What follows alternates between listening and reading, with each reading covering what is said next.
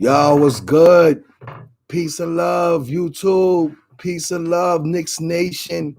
Peace and love, Knicks Click. Peace and love to the entire Knicks family. What's going on? Man, it's real hard being a Knicks fan right now. I know you noticed I haven't been posting a lot of videos lately. I stopped with the trying to figure out what moves the Knicks are going to make, man. Not doing it. I'm not doing it because I'm realizing that I'm feeding into a lot of people's opinions, especially the media. This is what I want to talk about. The New York media is horrible when it comes to the Knicks and the treatment of the Knicks organization. I mean, honestly, all media is horrible. And I don't think it's fair to use the excuse that the Knicks suck, which I hear a lot of our own people saying, our own fans. A lot of teams in the NBA suck. A lot of teams in the NBA are not doing much better than the Knicks and haven't been for a long time. But for some reason, we find it, sorry, Sosa, man, he always got to do it. We find it acceptable when they start bashing our team. And I'm not feeling that at all, especially from the media at home. So to all my Knicks fans who's dealing with this nonsense with me, this blunt's for you.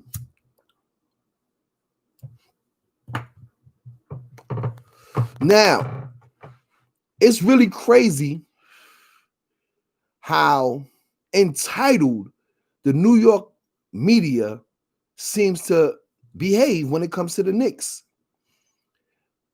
These reporters have a personal issue with our owner. I don't know if there wasn't any ice in the media room. I don't know if there wasn't any hot coffee in the media room. I don't know what's the problem with the media and the Knicks, but the way they personalize their positions and perspectives on James Dolan and the Knicks is narcissistic to hold themselves in the regard that they do and judge the way they do. It's crazy. It's not cool. It doesn't make sense, but it's something we have to deal with. And I'm sure a lot of the teams that struggle, their media, criticizes them, but not like the Knicks, not like New York. And what's really messed up about it is that all of these people that talk all this about the Knicks, they get free passes to come and watch the games, to be in the arena. I know I work for the Knicks. I worked in Madison Square Garden for 2 seasons. And let me tell you something. Mr. Dolan gets a real bad reputation. And I'm telling you that as a regular dude from the South Bronx who worked in his arena, and him getting out his limo, walking by me, and me saying, "What's up" to him, Mr. Dolan? We appreciate you. And him stopping, shaking my hand and saying thank you. He took the time to speak to one of his workers. I was working beverage operations. I didn't have on a suit and tie. I was one of the grunts. I had to make sure the beer was running right throughout certain stands. Man, I had like 50-something stands I was responsible for. Shout out.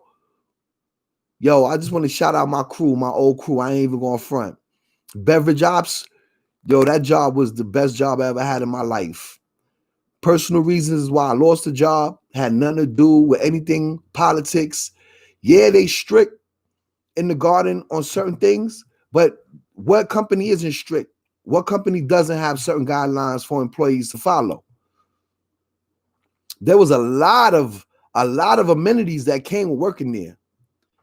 You could ask all my people in my neighborhood in Harlem. I used to come home with filet mignon and prime rib and cookies and all kind of stuff from the end of the night, working at the garden, working by excuse me, I almost forgot the name of the it was a special place. Damn, I can't think of the name of it right now.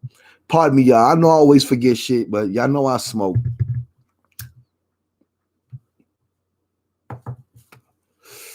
Yeah, but back to what I was saying.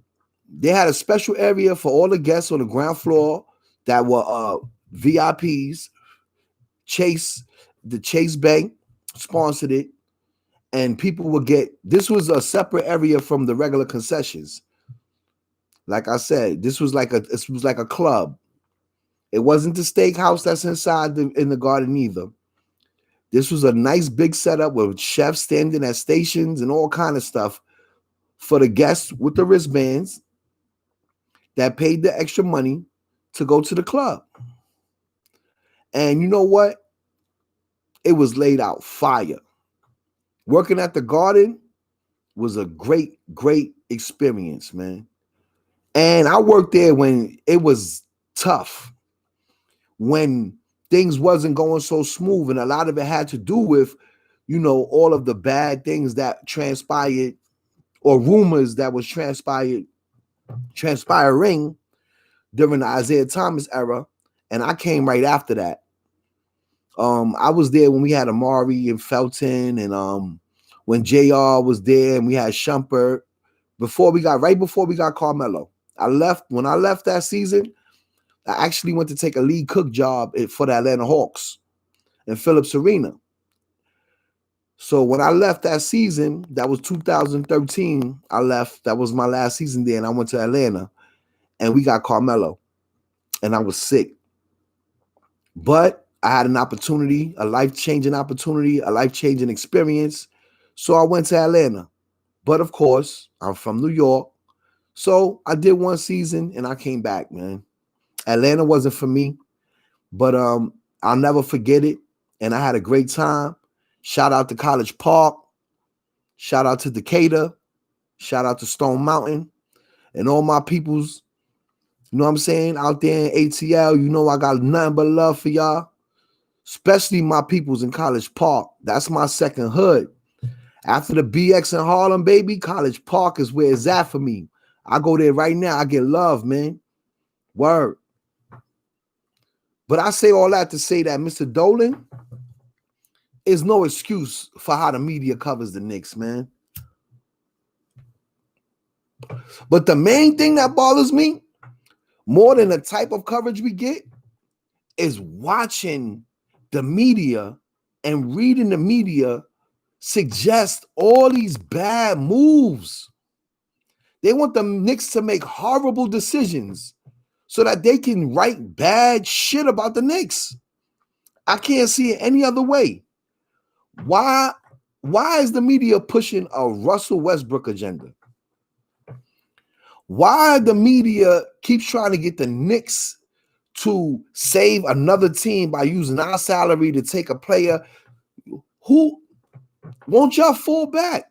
Who says all that? Who's saying that? The Knicks, Mr. Dolan? You don't know because y'all don't like him. Y'all don't talk to him. All y'all do is criticize him. So how do you know what our plans are? You don't. But y'all come up here with all these stupid ass suggestions that the Knicks should do, and the moment they do them, y'all gonna do nothing but ragtag and write nonsense about us. I'm tired of that. It's whack. So I'm calling you out, media. Word. I know that YouTube is a part of media, but it's not mainstream media. We control this, the people. And I know that a lot of fans' opinions that people have on Dolan is based on the stuff they get from the media.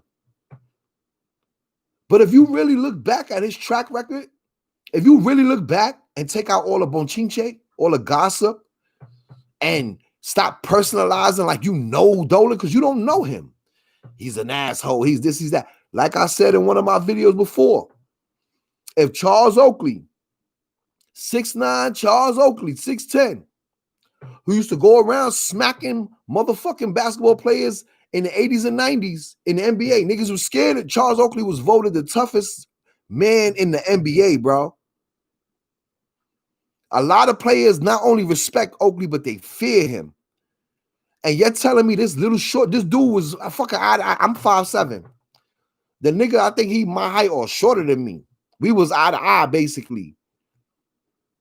Now, I know of a nigga like Charles Oakley size coming my way, I'm going to get the burner.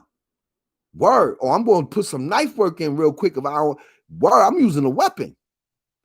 So Mr. Dolan used his weapon. He got security. He got that ass up out of here, man.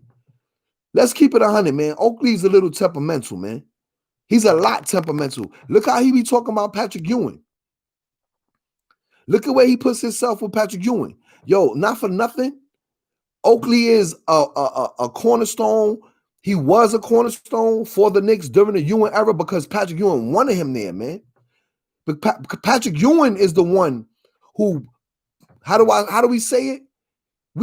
Oakley wasn't the dude that he was for the Knicks in Chicago. When we gave up Bill Cartwright had a great career.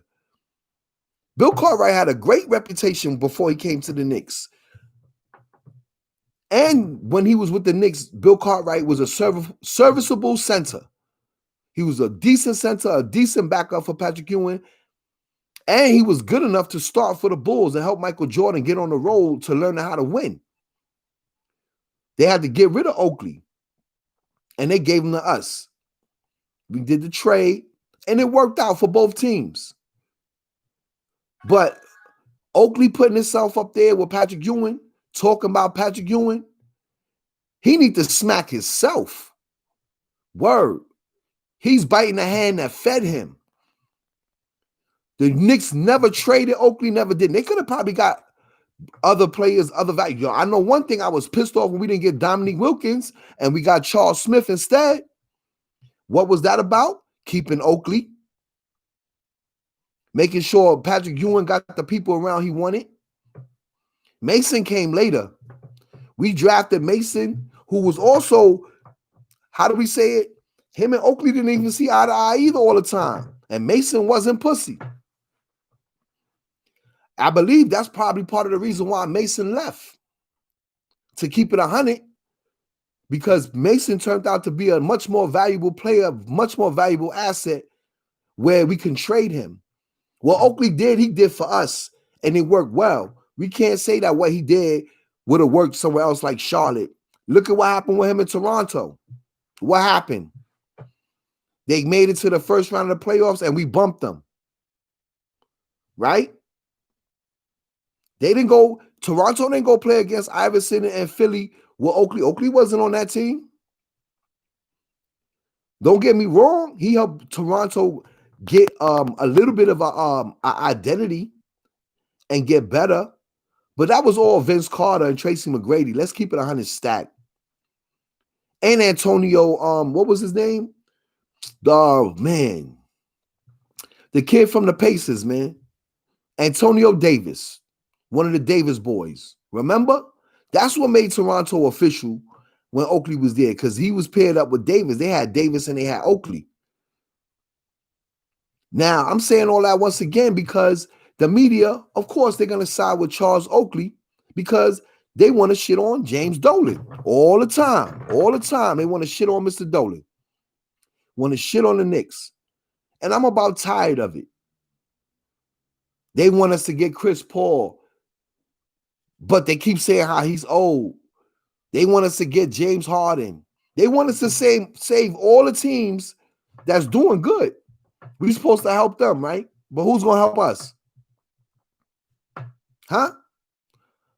I haven't read or saw one video besides made by the fans that made sense from the media.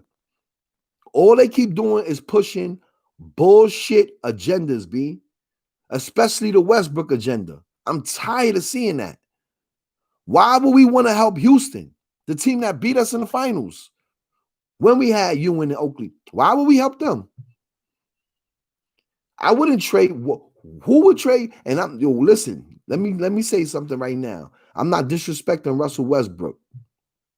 He's a name. He's a big player, big time. We're not ready for a player like that, and we don't have the type of team that he fits in. Number one, if we're gonna have RJ as a cornerstone, then we can't even try to think about getting a player like Westbrook because the styles is gonna collide. RJ is a slasher and a scorer.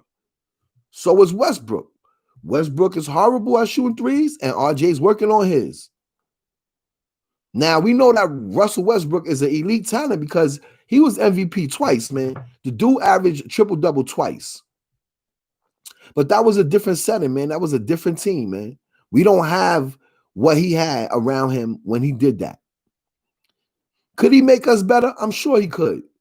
Could we make the playoffs? Of course, we probably make the playoffs. We probably be anywhere from the 6th to the 8th seed. But then what's going to happen? We're going to get bumped because we're not deep enough. Why? Because we being impatient and we taking the fast route. And what's really messed up is when we got Carmelo Anthony, a superstar, a leader, instead of building behind him, all we did was give him grief while he was here.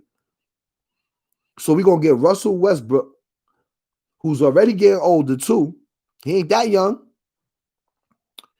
And he's not even, I have to say this right now. Right now, his stock is not as high as it used to be. He might be a top 10 player. He might not.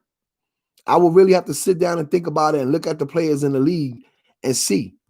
When we got Carmelo, he was a top 10 player, man. And we squandered that. What do you think we're going to do when we get Russell Westbrook? What could we do with the money he makes? Where would that put us? Right now, we have great position. We have a great situation. We have money, we have assets, and we got a nice young core that we could build around. Russell Westbrook is ready to win.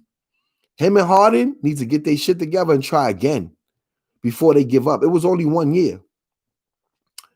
It's funny how the New York media,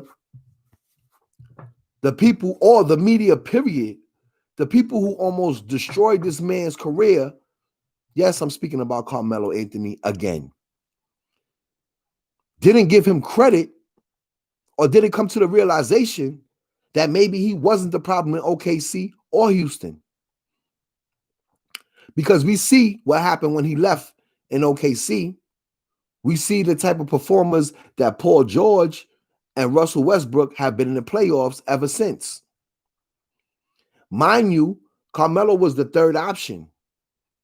And now we see on Portland, when he's given opportunity, Carmelo can definitely contribute on a high level. He can still perform on a high level. I even heard a media my fault, a media member, I forgot which idiot said this, and I was thinking to myself, the reason why I said player was because this person clearly is not a basketball player. He's a wannabe. He wish he could. That's probably why he's covering the NBA. Can't be a Knicks fan. Damn sure wasn't a Carmelo fan.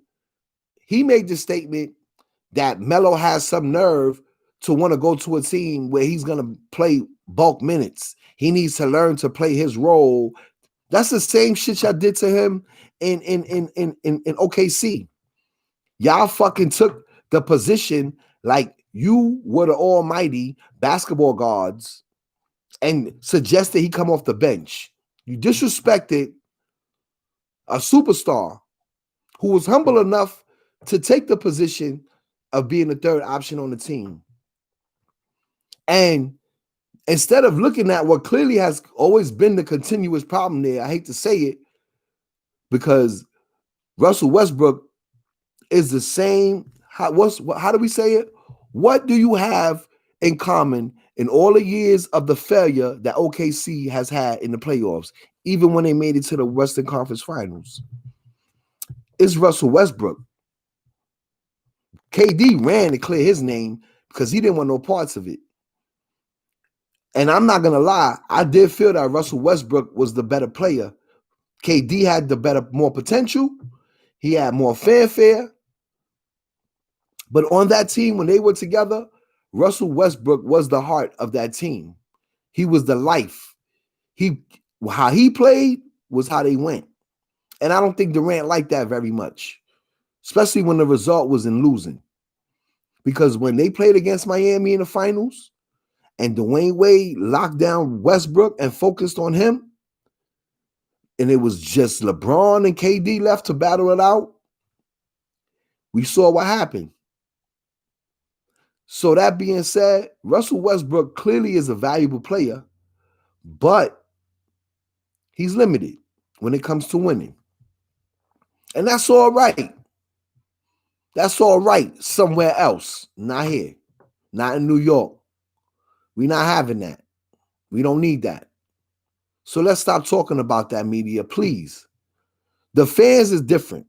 Yeah, we're going to speculate on what we could do, but we don't have the voice and the power to sit there and, how do I say, I would like to say that they sway people's opinion by putting this rhetoric out there. There's a hidden agenda, like a lot of things today.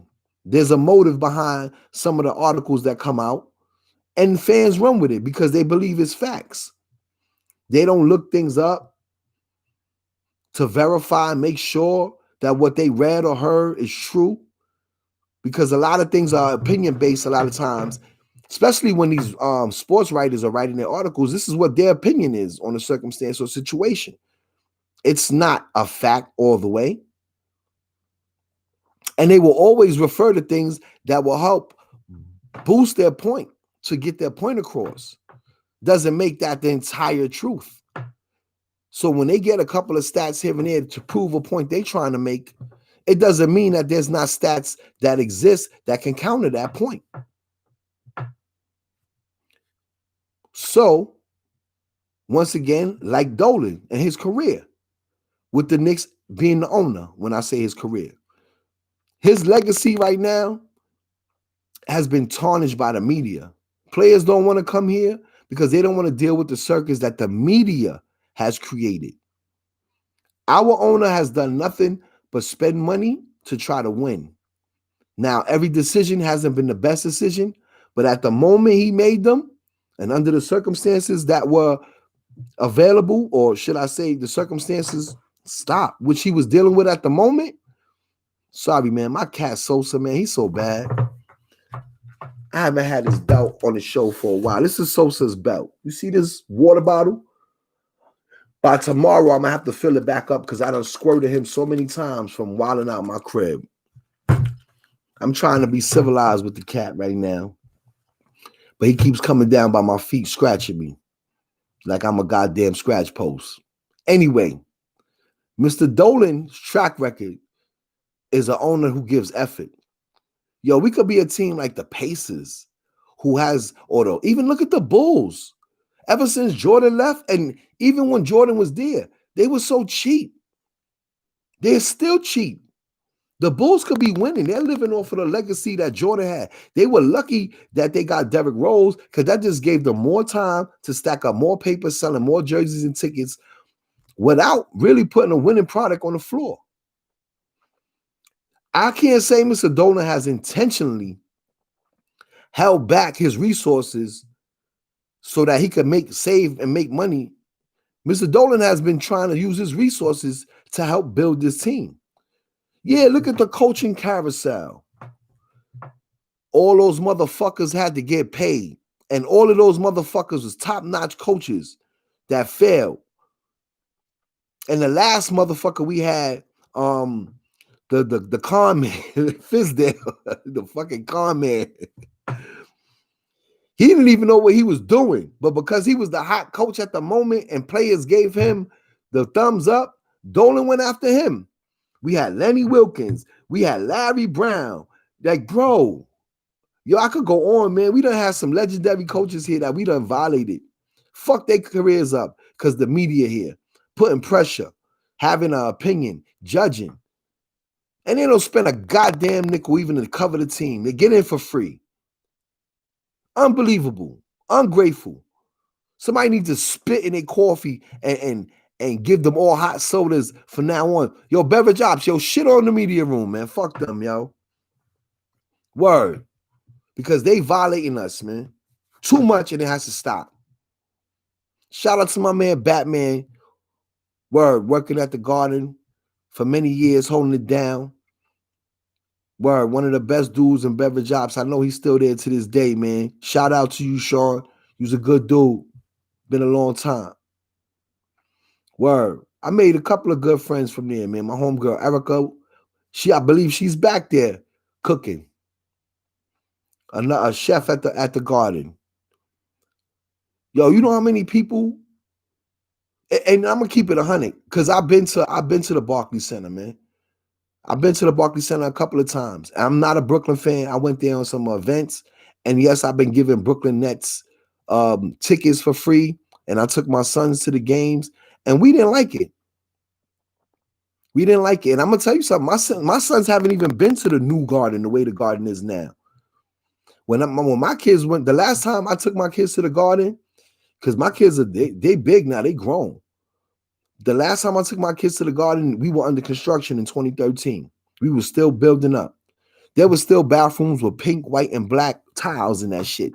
I don't even know how those colors even got in the Garden in the bathroom. But anyway, I know y'all real diehard Knicks fans know what I'm talking about. The old bathrooms. They used to have the little black, pink, and fucking white tiles and designs. This shit was horrible. It was horrible. Horrible.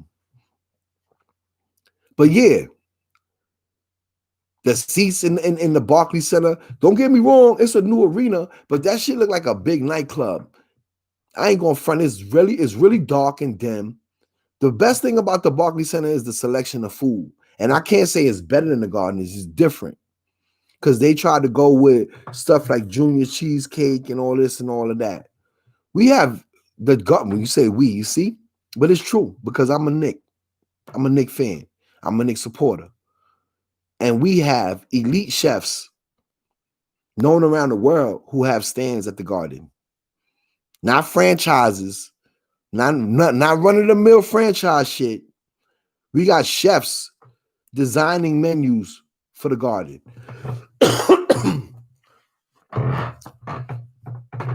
Word. Designing burgers for the Garden. Word. You can't beat that. You can't compete with that. And let's not talk about the seats. Yo, why you feel like you about to fall over in your face? You about to fall onto the floor when you sitting in the chairs in the Barclays Center. Them shits is leaning forward. And the person that's next to you ain't got no elbow room. Thank God I was sitting there with my kids. Yo, the Barclays Center is overrated just like the Brooklyn Nets. And I'm glad them cornballs went to the Nets. We know who I'm talking about. I'm not even saying their names. One of them is family, and I'm disgusted with him. And the other one is a clown. Sensitive clown. But it's all good. I'll take Joe Harris off their hands, and that's about it. Anything else, I don't want nothing to do with them. The Garden is beautiful. The owner gives effort, and we have a future. We have hope. So the media, y'all need to go kiss ass somewhere else. Word. Y'all need to go make up stupid suggestions for another team and leave the Knicks alone, man. Leave us alone, man. Word. If you don't got nothing positive to say or constructive, don't say nothing. Stop writing bogus articles just to put something in the paper with our name on it, because you know we got millions of fans, especially in the city alone. We're going to go look at it, and then you try to brainwash people with stupid shit and fake-ass facts that just support a narrative that is not productive for the Knicks. Word. No Chris Paul, no Russell Westbrook. Oladipo is the only one that I might consider, and it depends on what we would have to pay for him, because we know that right now he's perceived to be a shell of himself. We don't know what kind of comeback Oladipo will truly have. Excuse me, y'all. So he's the only one I'm willing to take a risk, and he's not even that young.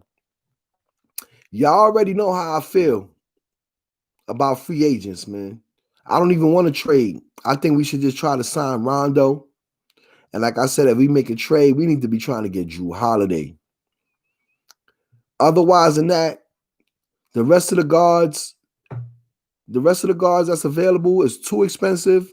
And I'd rather just stick with what we got and see what they could do with the new direction that the development staff will take us in and the coaching staff. I don't want to be a part of what the media is suggesting, all this circus shit. Bad enough, right now it's very hard to figure out who we're gonna pick in the draft because we don't know who the Knicks are high on. I told y'all, if we stay where we at right now, honestly, I'd like to get Obi Toppin if he fell in our lap.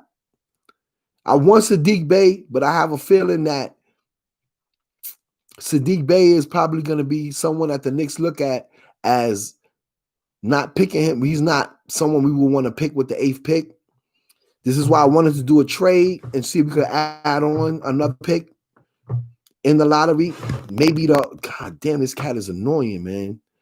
Maybe somewhere, before 15. Maybe if we could even make a trade with the Celtics, man. Maybe they could use Julius Randle. He'd be a good 5 for them. Word. I think Julius Randle will be a good 5 for the Celtics. But let's see, man. I just know that I prefer not to trade. I prefer to build with what we have, see who we could sign as free agents. And if we do make a trade, it has to be in our favor. We got right now we got all the leverage. We got all the bread. We got the draft picks. And we got young talent that other teams could utilize. I don't think that we should make any dummy moves. And I don't think the Knicks are, regardless of what the media is saying and putting out there.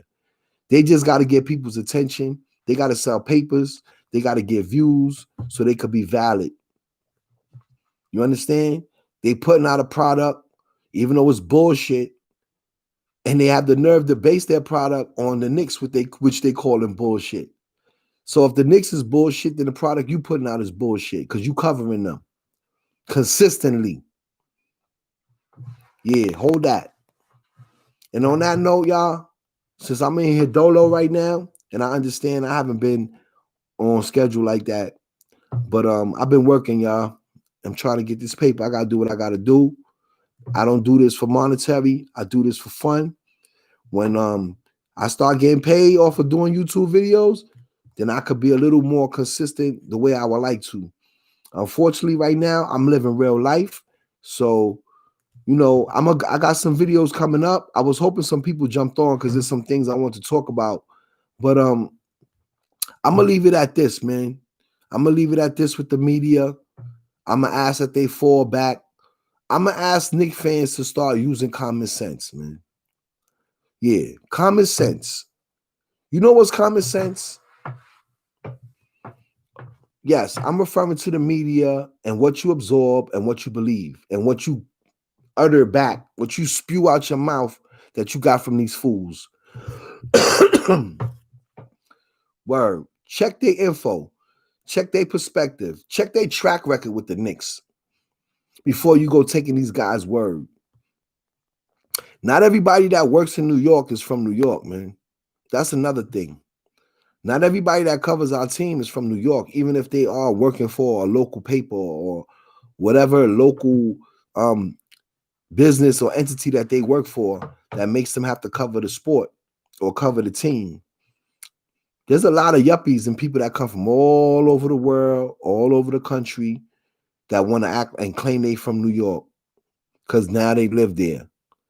But all they do is talk shit on the low because they really rooting for their home team and help raise up the motherfucking inflation in New York and make everything more expensive. That's all they do. They don't have no other contributions, man. There's too many secret fans of other teams covering the Knicks. And I realized that watching all sports, watching basketball, watching football, and watching baseball, a lot of people and I noticed that the Yankees, that's why I fuck with the Yankees hard body. The Yankees don't play that shit with the media. They go on respect. And if you're not a New York fan, they will expose you and let it be known. And then that right there takes away your credibility with the fans. Maybe the Knicks need to start doing that. Maybe we need to start putting out people's background and the possibility, this nigga's from Cleveland. Oh, he's clearly a LeBron fan and a Cavalier fan who's mad. Shouldn't be. You got a ring. Word. It's too many. It's too many clowns in New York that's not from New York. whether it's the streets or the media. But right now, we talking about the media. So you fans got to be worried about, y'all need to be on point rather on who you let influence you about your rooting interest and your loyalty to the team. Word. Stop contributing to these jokes. We suck and this and that, man. If you're a real Knicks fan, you're not happy with where we at, but you're not gonna sit there and degrade the team, right? If you fam, right, and your fam is making a mistake or they struggling, you gonna shit on them and make fun of them, or you gonna help them and hold them down. Hold the Knicks down, y'all. Cut that shit out. Yo, we need to start boycotting certain writers and certain entities in the sports media if they're gonna keep violating the Knicks. We need to start expressing our loyalty. We need to appreciate our owner. Like I said, every move he made wasn't perfect, but it was his intention was nothing but for the best of the team.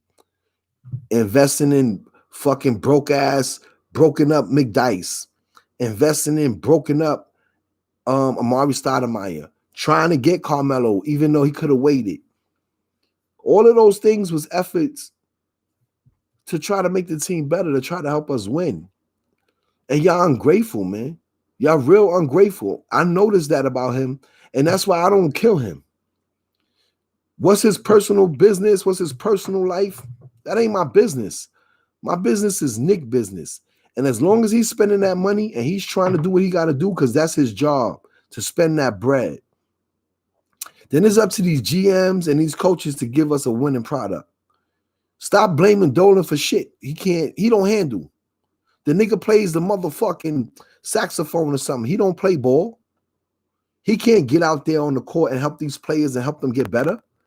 All he could do is provide the personnel he believes will help lead us to success. And he's done that. Word. Look what they did when Isaiah Thomas was here. The media tore that. They just had to fuck that up. We was heading in the right path with Isaiah, y'all. Yeah, y'all. I know some of y'all clowns. Y'all gonna mimic the media. Oh, he's a pimping. Yo, my dude. They've been feeding girls to players and athletes since the motherfucking gladiator days, throwing bitches in the cell with niggas, man. The fuck out of here, man. Isaiah Thomas ain't do nothing that hasn't already been happening in sports for fucking generations since sports arrived in society. Please, man. Please. And then Anuka Brown Saunders threw the nigga under the bus. And y'all gonna sit there and run with that shit? That bitch was like Charles Barkley when she played ball, man. This is what I mean about y'all. Do y'all do your research? Do y'all know who she was? That lady was not no delicate flower. That bitch was no joke. She'll fuck around and give Isaiah a two-piece if he would have said something crazy to her. And she didn't like it. She was mad because he had more power than her. Here we go with I'm not going to even get into that narcissistic shit. And this is why certain females don't need to be involved in certain organizations, because you have to make logical decisions and choices. She was willing to bring down the whole franchise because she couldn't get her fucking way. And she did. She set us back. And you sit there and you blame Isaiah for doing shit that everybody fucking does all across sports, man. And we don't even know if that shit is true. Them cheerleaders, fam, I've been around them fucking cheerleaders. Them bitches is thoughts, man. Them bitches is thoughts. They pretty thoughts, but they thoughts nonetheless. And why are they thoughts? Not because they're cheerleaders, but you can see how they present themselves. I don't give a fuck if they went to college or none of that shit. That doesn't change your behavior and your aspirations, looking to land the big fish, the bait and switch bullshit that women do, trying to find you a nice athlete. Yo, y'all need to get up on my man, Coach Greg Adams, B. He got videos about shit like that that'll show you how all these women get in these positions in sports with now they become athletic trainers and assistants and all of that. So they could sit there and be in a position so that these highly paid athletes, or even if it's a staff member, can recognize them. And they're going to do what my man call it, monkey double jump flips or whatever it is they're going to do. Come on, man. This ain't nothing new. It was nothing new. It was Anuka Brown Saunders in her feelings, upset because she want to have set up media appointments, and Isaiah was trying to make the team practice. He wasn't making them available for her to do media sessions when they needed to win. They needed to get their shit together. Larry Brown was busting their ass, giving them a hard fucking time. You remember? He had Crawford all submissive, him and Marbury bumping heads. He wanted Marbury to be like Iverson. It was crazy, fam. It was crazy. Not to mention him just coming from Detroit. Pardon me. Not to mention, if you look at what he did when he went to Detroit, the Knicks wasn't in that position. Isaiah was trying to get us there. You made him fire Lenny Wilkins. You made Isaiah fire Lenny Wilkins because shit wasn't happening. He didn't even get Lenny Wilkins. I don't even think Lenny Wilkins got a half a season, man. But the media went hard, forcing Isaiah's hand. Then after we got Larry Brown, y'all want to make Isaiah the president. I ain't never, this is how you know the media be on some bullshit with the Knicks. When, besides Isaiah Thomas, have you ever seen the media call for an executive to come down from his position and coach the team? When? When the fuck have you ever seen that before? But it was all right for them to do that because they knew that he was still building a product and it wasn't ready to win yet. And they just wanted him out of here. The media here does a lot of manhunting. Look at what they do to Carmelo. Look at what they did with Stephon Marbury. They chased him out the country. Why? Because the media and the NBA was mad because they had a plan for Marbury's career. Fuck what Marbury wanted to do with his career. They wanted him to stay in Minnesota with Kevin Garnett. And when he decided he wanted to be closer to home, he wanted to actually come to the Knicks from the jump, they lost their fucking mind. And they made him public enemy number one for a minute. Even when he was on the Nets and he got close to home and he was happier and playing productive, it was problems. When he went to Phoenix and helped Amari shine and have one of the best seasons of his career, yes. Now, I ain't going front. When Amari played with Steve Nash, one of them MVPs that Steve Nash got, we already know he shouldn't have been MVP neither times. But one of those seasons, I believe, which was the first one, Amari Stoudemire was actually the best player on that team. And I remember they got eliminated by the Spurs, but Amari Stoudemire was going at it with Tim Duncan. But it was the weak-ass guard play that cost Phoenix because Steve Nash couldn't fuck with Ginobili and he couldn't fuck with Tony Parker. Yeah, Amari was taking Tim Duncan's dunks. When Tim Duncan, he was taking this shit out the rim, put the fuck out of here. Steve Nash didn't do none of that shit. But we're going to get into that another video too. I'm going to make a video about overrated players in the NBA, starring Steve Nash and Reggie Miller. Word. Definitely going to do that. But for right now, I just want to say everything that I said right now is true. Everything I said right now, the media is guilty of this. You could look at it different from me, but you can't front like these instances didn't take place. And a lot of things I said make sense if you want it to make sense. If you want to be on that bullshit with the media, hating on your own team in your own hometown, then do me a favor.